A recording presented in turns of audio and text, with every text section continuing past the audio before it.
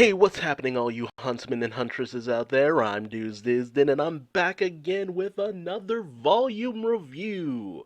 Well, volume 8 review of Rwby. This time it's episode 5 titled Amity, and we are finally doing it. We're finally launching the Amity satellite to get the message out that Salem is out there.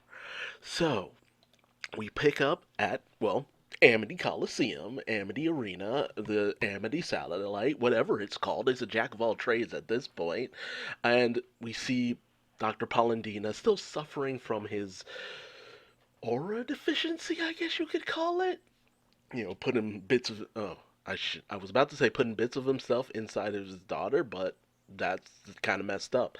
But, he's trying his best to get the Amity up and running so that it can send out the message. But Penny's not so sure about this plan, which is essentially to detonate the dust mine under the Colosseum, causing all of that volatile dust blast to launch Amity upward with enough thrust to get them at the proper altitude to send out a worldwide signal. Because with something that big, with such trying something of that caliber, you need to be at a good enough altitude. That's why you usually, it very much works like how proper satellites and cell phone towers work. A cell phone tower you can have and it'll cover a good amount of a range. But something within a certain amount of orbit, that can cover a wide range and get things pretty much across the world to a certain degree. So it's a good plan. It's just, Penny's not quite sure about leaving everybody behind to kind of just fend for themselves. She feels that it's all well and good to be doing what they're doing, but at the same time, she wants to go back and help. That's her function, but that's also what she believes in, because that's what she's learned from the people around her, not just Dr. Polendina, not just Ironwood, but from Winter, from Rwby and all of her friends. This is the person that Penny has grown into being, but Dr. Polendina says no, and even Maria notes that, maybe Penny just is starting to feel a little fed up with people just telling her what she should and should not do. And that's true. If you really want Penny to be her own person, don't coddle her like a child. Yeah, she might not be just a few years old, but she's very advanced and she's grown and she's learned. Maybe it's time to let her develop on her own to a certain degree. But everything ends up being a big success. The launch ends up being a success, but in comes Cinder. Of course, Cinder has arrived in order to take the maiden power away from Penny. And so they confront each other, with Penny questioning why Cinder would be doing something like this, like just basically dashing everyone's hopes and dreams. But as the launch properly commences, I got a little ahead of myself, and honestly, yeah, that dust mine just boom, boom, it nukes. And that just goes to show, like, if any of it had set off, like, Rwby and the Aesops would have been dead during the second episode, or was it the third episode? But that episode was great in the fact, well, second or third episode of Volume 7. But that episode was great because it established this and how dust was so volatile they had to keep it out of, away from being destroyed or anything. So I love the fact that everything had a purpose. It built to this moment for the most part. And so, the launch sequence is engaged. All this info ends up being sent back to Ironwood, who ends up finding out about the launch of Amity Arena, saying that it's time to get their plan underway. Meanwhile, Cinder really kind of goes after Penny's emotions to a certain degree, just taunting her for being a puppet. It's just like, oh, you're nothing than a puppet, you don't make your own decisions, just really trying to hurt Penny. And it's just like, to a certain degree, it feels like Cinder is projecting her own emotions and feelings upon Penny, but also trying to get under Penny's skin, which at the same time, why would you do that to someone who is nothing more than a puppet? Passive aggressive comments and all that good stuff. So, you know, they engage in combat. Maria gets into it with Neo, who's piloting, their ship, and ultimately Neo is able to take Maria's mech down with some help from Emerald, and Neo and Maria end up going mano e mano, or wumano e mano, I guess, as Dr. Palandina is trying his best to make sure they're in range to send the signal worldwide. But unfortunately, when Cinder made her way in, she damaged one of the gravity thrusters, because of course she did. And because of that, they're starting to lose altitude. And it's also not helped by Cinder and Penny's fight going outside, doing more damage to Amity. So it's really starting to get bad. So Penny realizes this and tries to lead Cinder away, only for Cinder to immediately realize what she's doing and head right back. And we have this nice, cool little fight between Maria and Neo. It's so cool to see Maria just going in on this fight. But Cinder starts attacking the control panel platform, melting all the support beams, causing it to destabilize. And once again, Penny tries to have a heart to heart with Cinder about what she's doing and why she's doing it, why she's just being so terrible. And Cinder really just says, "Well, aren't you just protecting things because you're programmed to?" But Penny, finds her resolve to a certain degree and says, "I'm not doing this because it's my programming. I'm doing this because I care about people and I want to help people." Like, Penny's starting to find more confidence in what she feels, and I love that. I really do. And Penny tries her best to try to keep everything, stabilized, trying to cool the girders, the support beams from from just melting off, and using all of her power to try to keep things aloft. But this opens her up to Cinder, who immediately tries to steal the maiden powers away from Penny. But with the help of some ice swords that Penny's able to materialize, very cool, she's able to pin Cinder to a wall. But Penny is unfortunately kind of, flung to the ground because of this, which distracts Maria, and Neo starts to get the upper hand against Maria. But as Neo comes in for the kill, in comes Penny once again with the save. Like, Penny, MVP, seriously.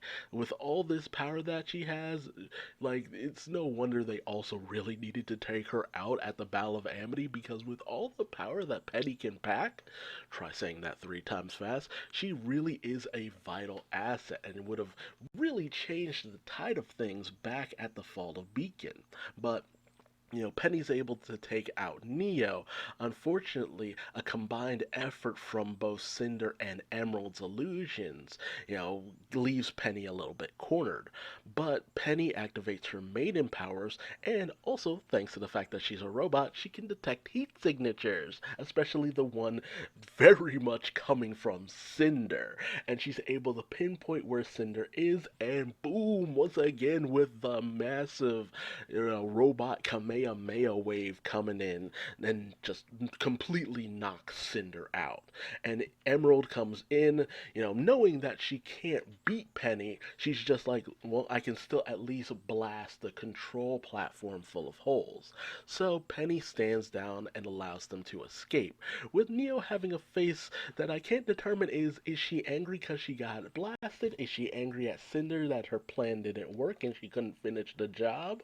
Or is she angry that she got pulled into a situation which will definitely, and I mean definitely, get them on Salem's shit list? It could be all three, honestly. You never know. Neo's really starting to get kind of tired of Cinder's bullshit. But, because of the fact that they're losing altitude, the broadcast won't be able to reach all of where they want it to go. And Penny says that she will substitute the thruster. She'll go out, and use what power she has in order to keep them aloft to send out the signal. And Dr. Polendina has this massive moment where he breaks down because he doesn't want to risk this. He doesn't want to risk losing Penny because she's grown so much and he wants to continue to see her grow and develop. And it just goes to show how deeply he cares about Penny and how much he wants her to live her own life. But Penny tells him that this is her living her life, and she wants to live it helping others. This is no puppet. This is a person having morals, making decisions, and even decisions to sacrifice oneself. That is the emotions of a person. So she heads out, takes one last look at the night sky and mantle and Atlas and all that, and she goes in and uses her own abilities along with her maiden powers to get Amity in the proper alignment so that they can send out the mass signal. She's done it, and they're able to send out this signal all across Remnant.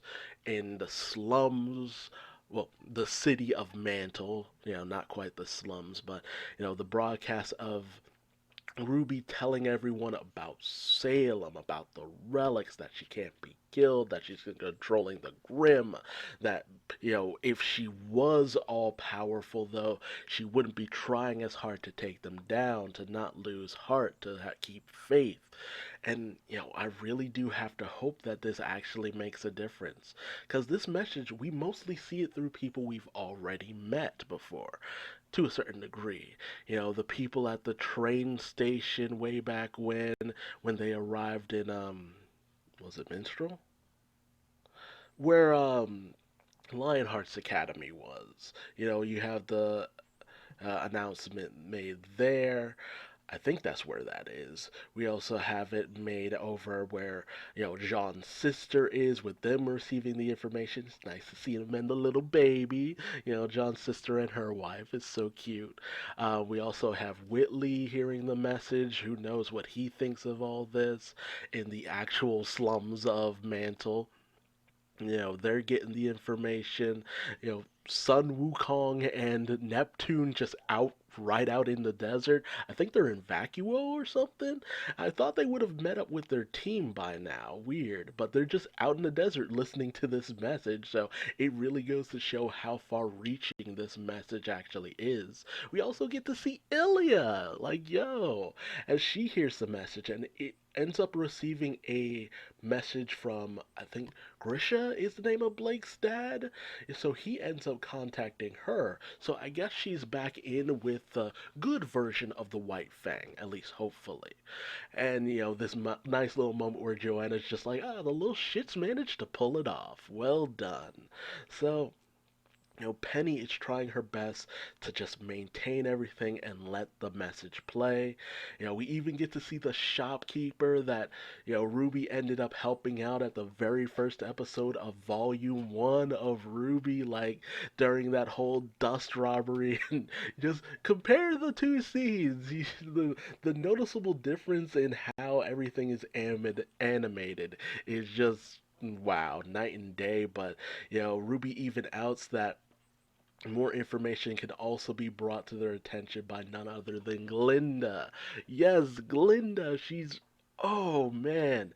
I wonder if is this the first time we've actually seen Glinda in this series, in the new animation, because now I think they do all their animation and rendering in Blender, I think it is. It's a different program than what they originally started with, and she's shocked by all of this, and having all that information out there, because I think she was definitely in the know about all this, but to have her just blindsided by all of this while she's in a dust and bookstore and all that, it's just like, I have to wonder what's going through her mind, but Rwby also comments about the fact that Ironwood can no longer be trusted, just as Watts manages to find what he needs in order to take control of Penny. And while Tyrion isn't too happy about them being outed to the world, Salem is unfazed by any of this, which immediately has red flags going off in my head. It's just like, well, shit. She's completely okay with this information being out there, which means that it doesn't matter. This is very bad. We also get to see that Nora is worse for wear. But Rwby, Blake, and Weiss, get to see the message being broadcast. Ruby's probably just amazed by how mature she seems. But Arthur then inserts the control chip into Penny's blades, which starts to send the signal back to Penny because, connected and all that stuff.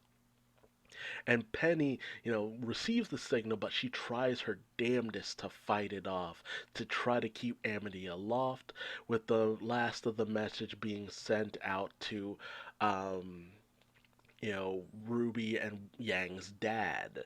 So he gets to hear a little bit before it goes dark, and he's distraught over the fact that he wasn't able to see more of his daughter, but hopefully he can take some solace in the fact that they're still okay, they're still out there. But the message ends up being cut off. Penny goes dormant with her last message to her dad being, I love you. And because of this, Dr. Polendina doesn't know what's going on. He doesn't know what was happening with Penny. Only knows that he's, to some degree, lost his little girl. And poor guy. Poor Dr. Polendina. But Ironwood notes that it's weird that he's not getting a signal from Penny either. And Watts notes that, while he did manage to gain control of Penny, she probably is being rebooted or something. Ultimately, it might just take some time for Penny to be accessed by Ironwood. But Ironwood feels that's not good enough. He needs Penny here at the vault now. So he tells Winter and the Aesops to head off and find Penny. While Harriet escorts Arthur, who is palming some tech, and he makes his way back to his cell. Meanwhile, Yang, Jean, and Ren, end up seeing that the message is cut out, but they also hear something, and they come across a black river filled with Grim, headed straight for Mantle. I was wondering what Salem had done with all that Grim we saw her producing at the end of, it was either volume 5 or 6. She produced a horde of Grim. I think it was volume 5, because that's when we learned about her backstory. We saw her produce all this Grim, and I was wondering what she did with all of that, because that couldn't be the extent of all the Grim that she had. But we're seeing here that they've created this massive river of Grim, and it's headed straight for Mantle. But a fantastic episode. Man, it was jam packed. That's why I was talking about it for so long. Because they really do manage to jam a lot of content within the span of about 9 minutes or so. I mean, 19 minutes, I'm sorry. But they managed to jam so much in. The showdown was really cool. The launch sequence, very well planned out. Maria piloting the mech, very reminiscent of the one Alien movies with Sigourney Weaver. I think it was maybe two, uh, or was it the first one? Whichever one, she was piloting the mech suit and punched the queen alien. It was just like, get away from her, you bitch! Very cool. The dust explosion. I love the fact that the mine actually came back into play like almost a full season later. Like, very cool, very nice, very well thought out. It really does show the planning that the crew has and how far in advance they really seem to have things mapped out for this series. Because honestly, it just goes to show when the creators aren't um, pigeonholed into just trying to fit everything within a season because that's what the network says they need to do. Creativity can do wonders, and this series is a testament to that. But, it was so obvious that Penny was just not going to make it through this. The moment she started looking around at the sky and all that, it was obvious things were just gonna go south. And it's unfortunate it did. I hope that Penny can just come back to some degree. I hope this isn't the end of Penny as a hero. And that sea of Grim, that river of Grim, just, oof, that's that's gonna be a problem, which is an understatement. Who knows what kind of horrors will be produced from such a thing, and how much grim is needed to make something like that. Just it's intense. It really is. But man, like I've full on gone over the length of even the episode at this point, but there was so much going on. So much going on. The showdown with Cinder, was a great fight, and it's just like, now that Cinder has failed yet again, what's Salem gonna do to her? I doubt she'll die before the end of the season at least, but there are going to be repercussions for what Cinder did, and I wonder who's gonna pay the price for that in the end. And maybe Emerald? Will Cinder lash out at Emerald because of all of this? Time will tell, but poor Penny, poor Mantle. But the world knows about Salem.